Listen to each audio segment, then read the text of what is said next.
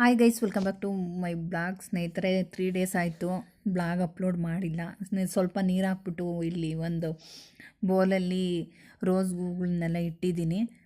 ಒಂಥರ ತುಂಬ ಚೆನ್ನಾಗಿ ಕಾಣುತ್ತೆ ಮನೇಲಿ ಈ ಥರ ಇಡೋದ್ರಿಂದ. ಒಂಥರ ಏನೋ ಫ್ರೆಶ್ನೆಸ್ ಸಿಗುತ್ತೆ ಅಂತಲೇ ಹೇಳ್ಬೋದು. ಹಾಗೆ ನಿನ್ನೆ ದಾಳಿಂಬೆ ಕಾಳುಗಳನ್ನೆಲ್ಲ ಬಿಡಿಸಿಟ್ಟಿದ್ದೀನಿ ನಾನಿಲ್ಲಿ. ರಾಯಿತ ಮಾಡ್ಕೊಳ್ಳೋಣ ಅಂದ್ಬಿಟ್ಟು ಮೊಸರು, ಗಟ್ಟಿ ಮೊಸರು ಆ್ಯಡ್ ಮಾಡ್ತಾಯಿದ್ದೀನಿ ನಾನಿಲ್ಲಿ, ಹುಳಿ ಇಲ್ಲದೆ ಇರೋ ಮೊಸರು. ಹಾಗೆ ನಿನ್ನೆ ಈಗ ಸೌತೆಕಾಯಿ ಆ್ಯಡ್ ಮಾಡ್ಕೊಳ್ಳೋಣ. ಸಣ್ಣ ಉತ್ತರಿಸಿರೋವಂಥ ಸೌತೆಕಾಯಿ, ಗ್ರೀನ್ ಚಿಲ್ಲಿ,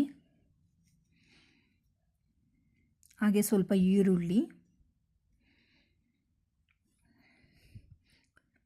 ಹಾಗೆ ರುಚಿಗೆ ತಕ್ಕಷ್ಟು ಉಪ್ಪು ಆ್ಯಡ್ ಮಾಡಿಕೊಂಡು ಮಿಕ್ಸ್ ಮಾಡೋಣ.